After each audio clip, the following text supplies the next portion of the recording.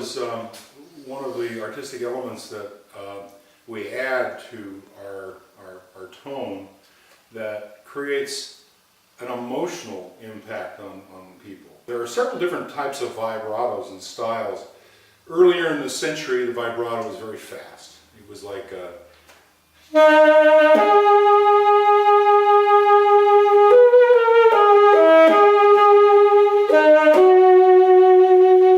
sort of like that. It had a very, and you listen to singers, Caruso and others, and that's the way they approached their music. Later on, the French school of playing, Marcel Mule, adapted this fast vibrato. It's more mechanical than I prefer, but nevertheless, it's still quite beautiful. I mean, the same thing applies with a little bit less pitch movement.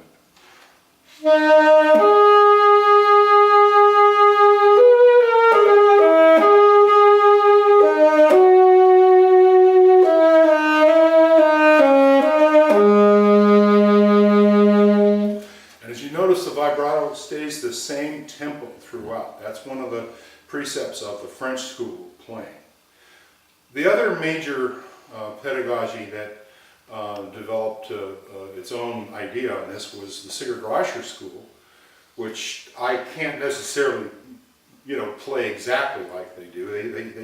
They use different types of horns and mouthpieces, and this is a little more modern setup. But the idea with the Rascher system was, vibrato was to play the pitch, but play below the pitch and then up to the pitch. We discussed this when I was visiting with Rascher and when he stayed with us for a while. That this was his approach, was to play the pitch with a deep kind of bend down. And fairly fast, but not too fast.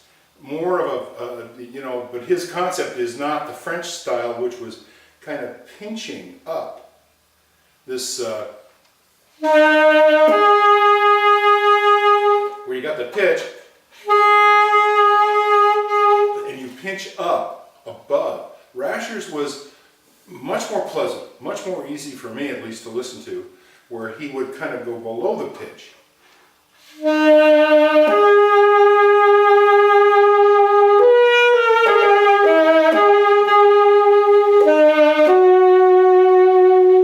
a lot of movement of pitch.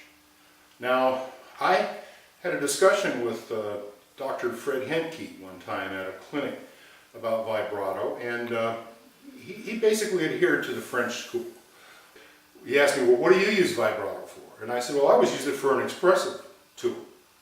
And he said, oh, that's a kind of an interesting idea. So my theory on vibrato is to only use it when it's appropriate, and to change the speed, change the width, to fit the musical line. If you're playing Pictures in Exhibition, the solo, the wonderful solo in the old castle,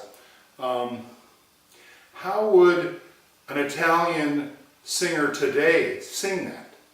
He wouldn't do that, nor would he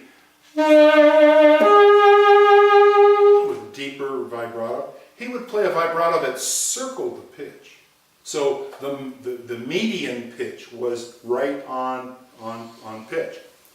So I'll try to demonstrate that.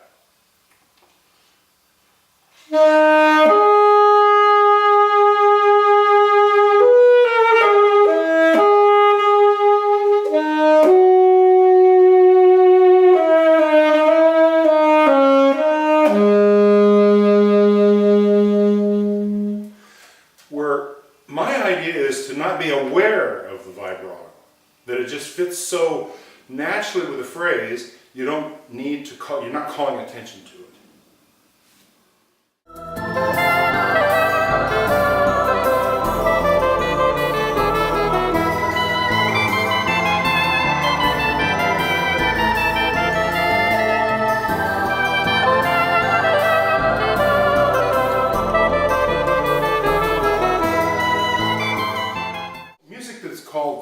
Fusion music is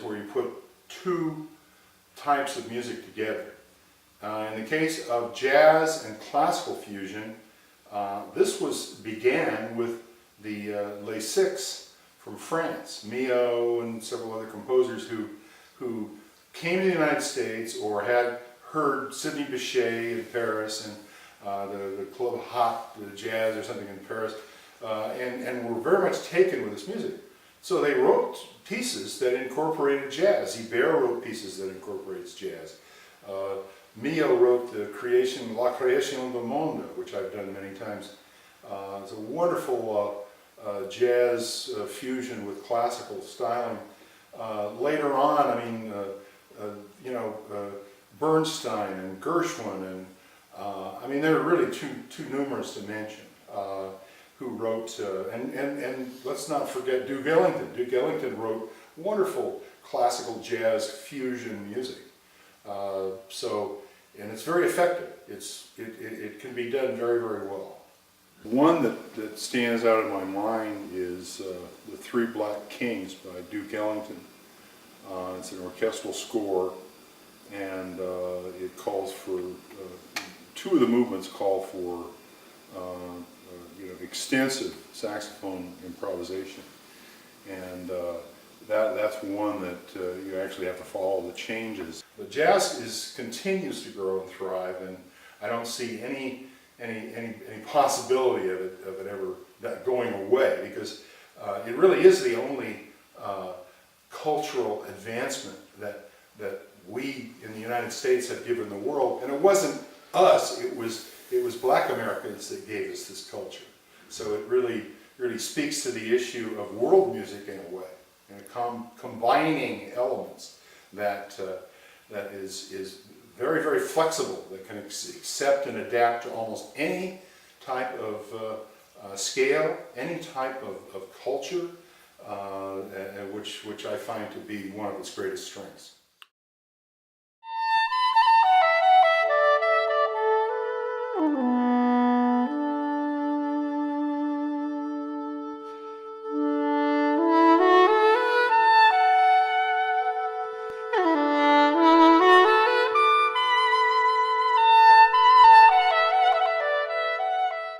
Philosophically, I find music to be the door to spirituality.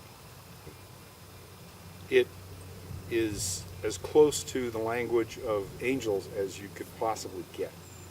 Music is needed for every level of consciousness. It causes one to ponder things that they would not normally think of. It forces them to be still. If you think about it, you can't be talking and thinking while you're listening to music. Most people do, unfortunately, but when you go to concerts, you don't. And concerts can be just tremendously moving experiences because it brings you another reality, if you will, a reality that is above our own physical reality. For a moment in time, it also unites people. And I can't imagine a world without music. Music to me is something that is universal, and but basically spiritual.